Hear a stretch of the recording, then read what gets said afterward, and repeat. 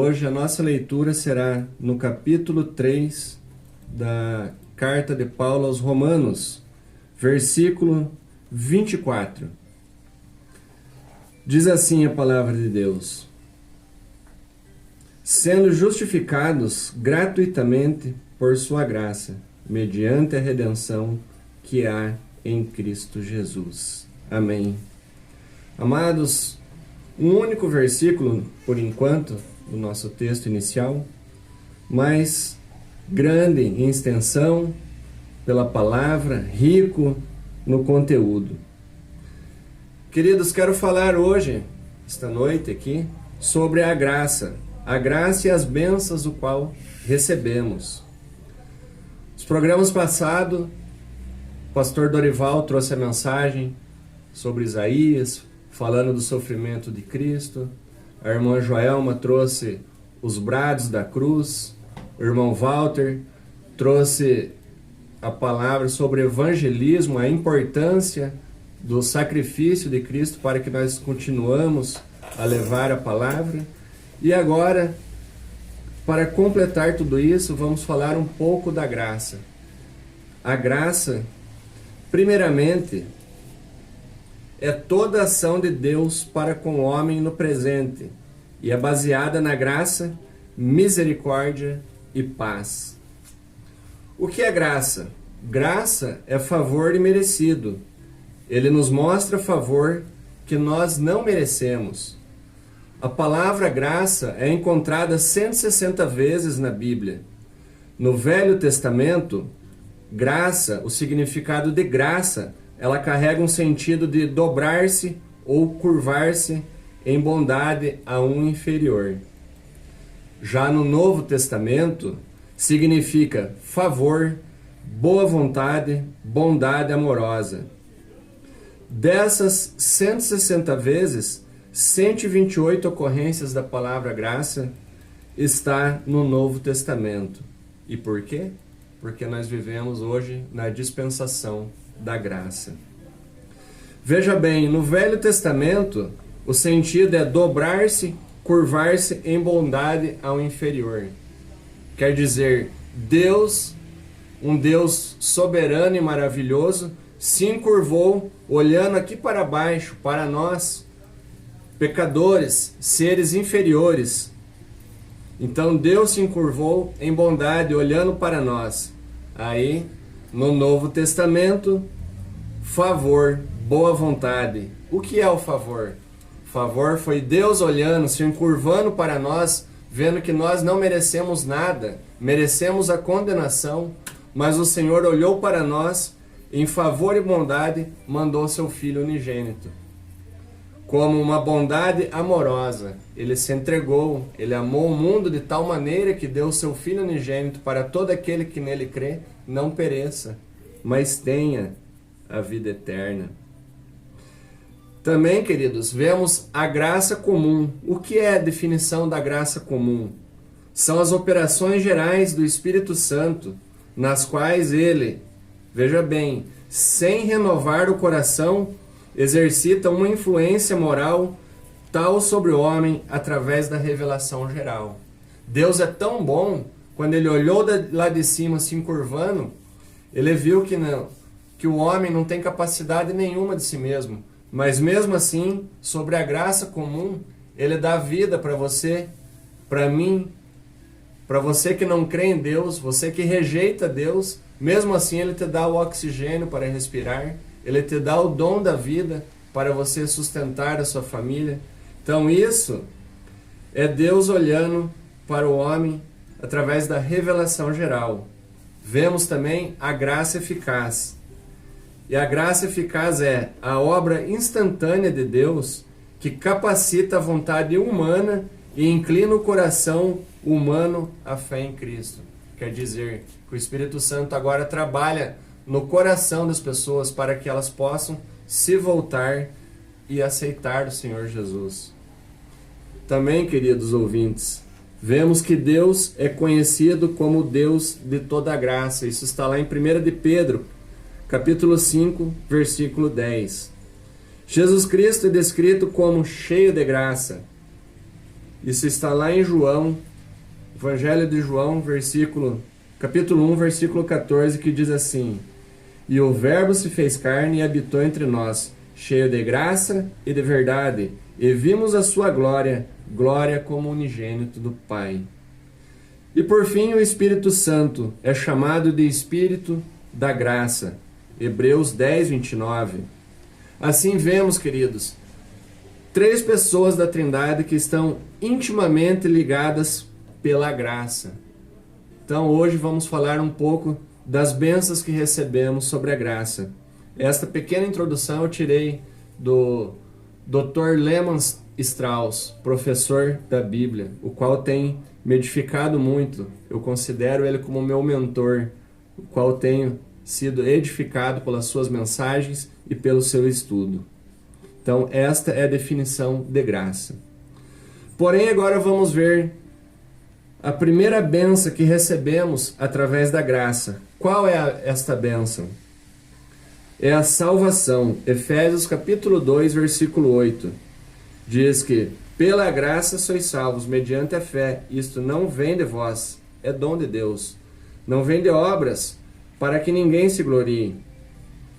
Então, a salvação não compete a mim e a você, algo que nós façamos. A salvação é de graça.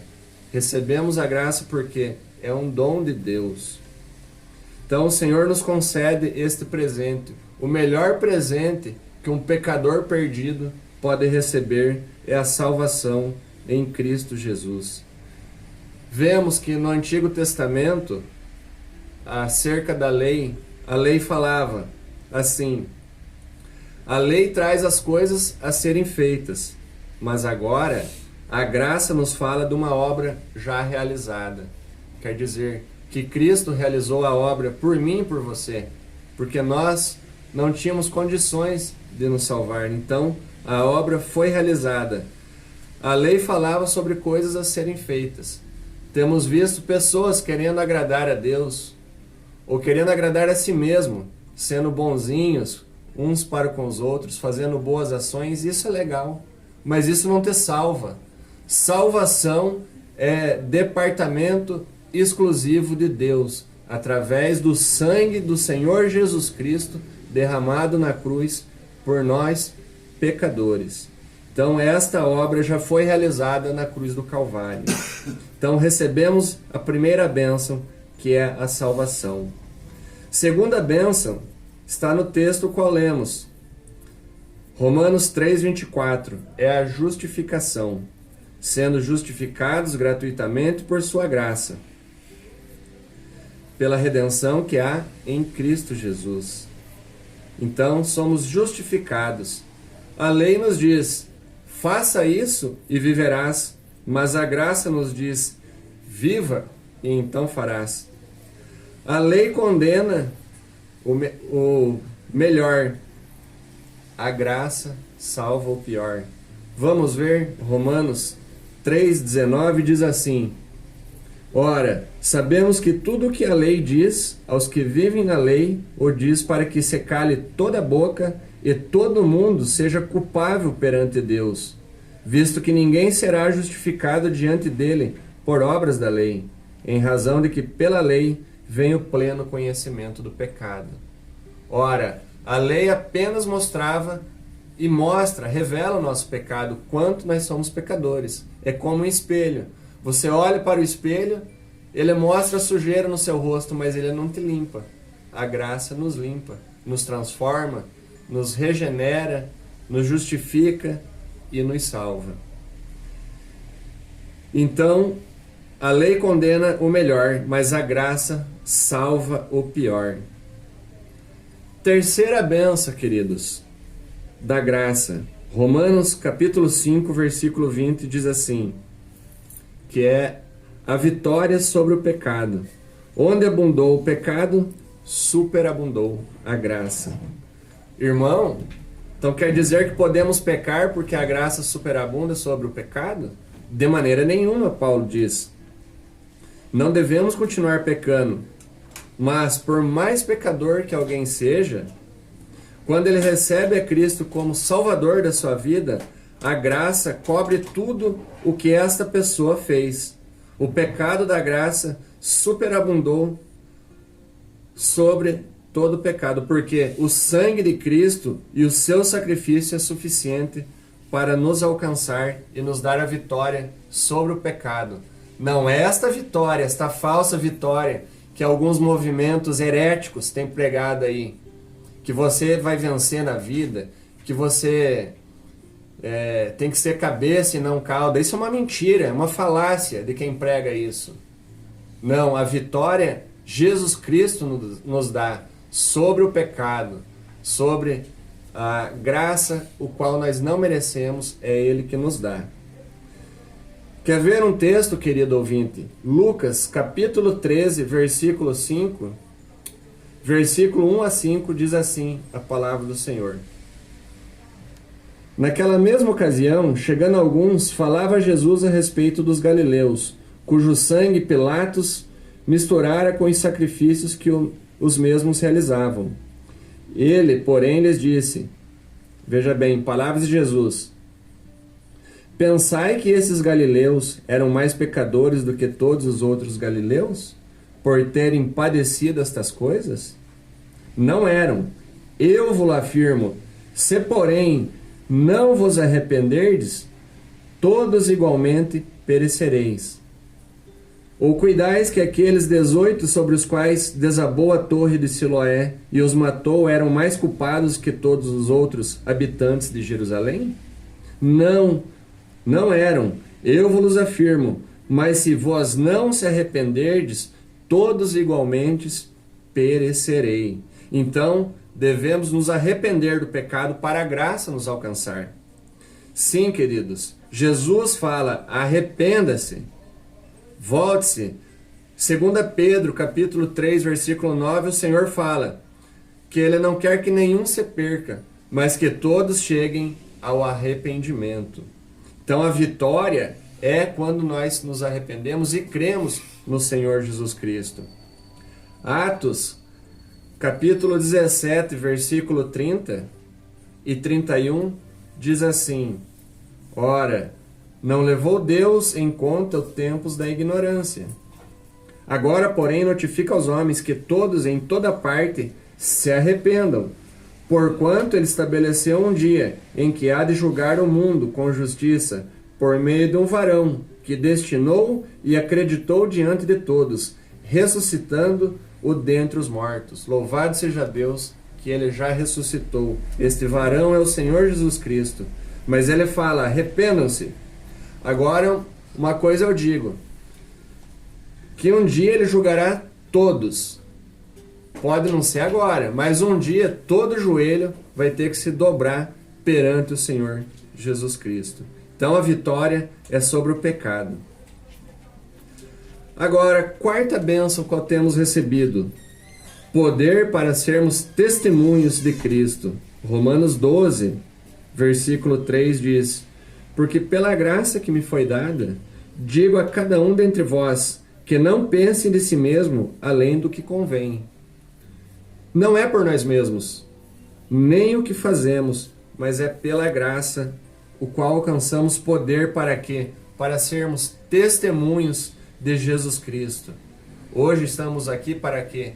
Testemunhar, falar do Senhor, proclamar as palavras, não minha, não do irmão Walter, não dos outros irmãos que têm pregado nesse estúdio, mas sim o que a palavra de Deus diz. Então nós temos poder para quê?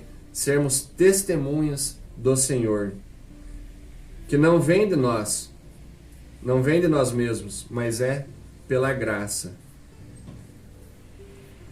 Quinta bênção que recebemos, queridos ouvintes.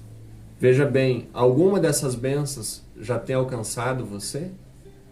Se você é um cristão, provavelmente que sim. Mas se você quer fazer parte dessas bênçãos, receber essas bênçãos, você tem que se voltar para o Senhor. Veja bem, 2 Timóteo, capítulo 2, verso 1, diz assim, a graça que nos dá força. Para quê? Para o serviço. Assim como Timóteo se fortaleceu, assim nós também temos força. através da graça, para que nos mantermos fiéis e idôneos para instruir uns aos outros. Desde a fundação deste programa, hoje, né, irmão Walter? Programa de número 90.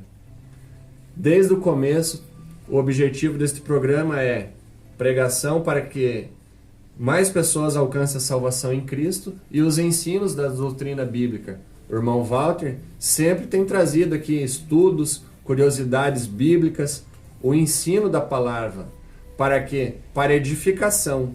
Então devemos o quê? Nos mantermos fiéis e idôneos para instruir aos outros. O irmão mesmo falou aqui na oração, pedindo para que nós possamos estar sendo usado por Deus para instruir, para o Espírito Santo chegar através dessas mensagens ao meu e ao seu coração. Então, a graça nos dá força para o serviço. Sexta bênção, amados ouvintes, 2 Coríntios, capítulo 8, verso 7. Esse texto é um texto muito bonito, muito edificante. Diz assim, 2 Coríntios, capítulo 8, verso 7. Como, porém, em tudo manifestais superabundância, tanto na fé e na palavra, como no saber e em todo cuidado e em nosso amor para convosco, assim também abundeis nesta graça. Então a sexta bênção é um espírito de generosidade. Devemos ter propósitos para quê? Para contribuir na vida cristã. Qual é o teu propósito? Qual é o meu propósito? Agora, você recebeu a graça. Então, você recebeu um espírito de generosidade. Para quê? Ter uma caminhada cristã. Através da graça, devemos o que? Manifestar superabundância, como diz o texto, tanto na fé e na palavra, como no saber, para crescimento da fé, tendo todo cuidado em nosso amor para com vós outros, e sermos generosos e não mais egoístas, porque a graça passa a habitar em nós, porque Cristo nos reveste com a graça do Senhor. Então temos que ter o quê? Um espírito de generosidade. Sétima bênção, 1 de Pedro, capítulo 5, versículo 12. Diz assim a palavra de Deus. Por meio de Silvano, que para vós outros é fiel irmão, como também o considero, vos escrevo, resumidamente, exortando e testificando de novo, que esta é a genuína graça de Deus, nela estáis firmes. Então a graça nos dá a capacidade de nos mantermos firmes. Não é por nós mesmos, mas sim pela graça. Silvano foi um irmão fiel, o qual serviu tanto a Pedro como ao apóstolo Paulo. Para quem não sabe, Silvano é Silas, aquele mesmo que estava com ele na prisão. Através da graça recebemos a bênção para estarmos firmes. E através dela que conseguimos continuar encarando as dificuldades do dia a dia. Tem o exemplo da nossa irmã Joelma. A doença, o vírus acometeu, mas o que? Colocamos em oração. Apresentamos em oração. E através disso nos mantemos firmes. E glória a Deus pela recuperação. Assim como todos os irmãos, o qual temos orado e apresentado. Então a graça que nos mantém e nos capacita para andarmos firmes na presença do Senhor. Oitava e última bênção da graça. 2 Coríntios, capítulo 12, verso 9. Um texto bem conhecido de toda a nossa irmandade. Então ele me disse, a minha graça te basta, porque o poder se aperfeiçoa na fraqueza. De boa vontade, pois, mais me gloriarei nas fraquezas, para que sobre mim repouse o poder de Deus. O apóstolo Paulo, veja bem, Paulo, que escreveu 13 epístolas, eu tenho uma tendência falar que Paulo escreveu Hebreus, mas só no céu eu vou descobrir. Este apóstolo usado por Deus, em meio a todo esse sofrimento, orou a Deus, mas o Senhor falou: a minha graça te basta. A graça do Senhor basta para mim e para você. É isso que nos importa. Devemos o quê? Confiar nele, mesmo em todos os sofrimentos. Porque a força é Deus que nos dá. A graça dele basta para nós. É isso que nos importa. E esse texto refuta aqueles que têm mentido. Agora eu sou um cristão, não fico doente, não pego doença. Tá aí. Se o próprio apóstolo Paulo não curou, mas o que basta para nós é a graça do nosso Senhor e Salvador Jesus Cristo. Queridos, se você ainda não conhece a graça de Deus, se você não tem as bênçãos que Ele oferece gratuitamente, eu convido a você crer no Senhor Jesus Cristo como o único e suficiente Salvador. Mas veja bem, para você receber as bênçãos da graça, você tem que abandonar o pecado, se voltar para o Senhor. Lembrando que em nossa introdução, graça é um favor imerecido. Se você não se voltou para Ele, você já está condenado. Não sou eu que estou dizendo, é a palavra, está lá em João 3, 18 e 19. Todo aquele que crê não é condenado, mas aquele que não crê já está condenado. Agora, se a graça de Deus tem falado ao seu coração, e se você sente o desejo, tem ouvido as palavras de Deus através das nossas mensagens, através das palavras do seu pastor, ou de um hino, dos hinos que temos colocado, se você tem ouvido e o Espírito Santo tem falado ao seu coração, ore conosco esta noite, faça essa oração sincera, curve a sua fonte e ore assim comigo. Senhor Jesus, sei que sou um pecador e de muitas maneiras tenho desagradado a Ti. Creio que Tu morreste por meus pecados e somente pela fé em Tua morte e ressurreição é que eu posso ser perdoado. Quero voltar as costas para o pecado e pedir que Tu entre na minha vida como meu Senhor e meu Salvador. E a partir de hoje eu Te seguirei com uma vida que Te agrada. Eu Te agradeço, meu Senhor Jesus Cristo. Se essa palavra tem chegado ao teu coração, se as mensagens de Deus têm tocado ao seu coração, ao seu espírito, à sua alma, faça essa oração. Professe a Cristo como o único, suficiente Salvador. E se a palavra tocar no seu coração, entre em contato conosco. Mande uma mensagem, queremos louvar a Deus e glorificar a Deus pela salvação de sua vida.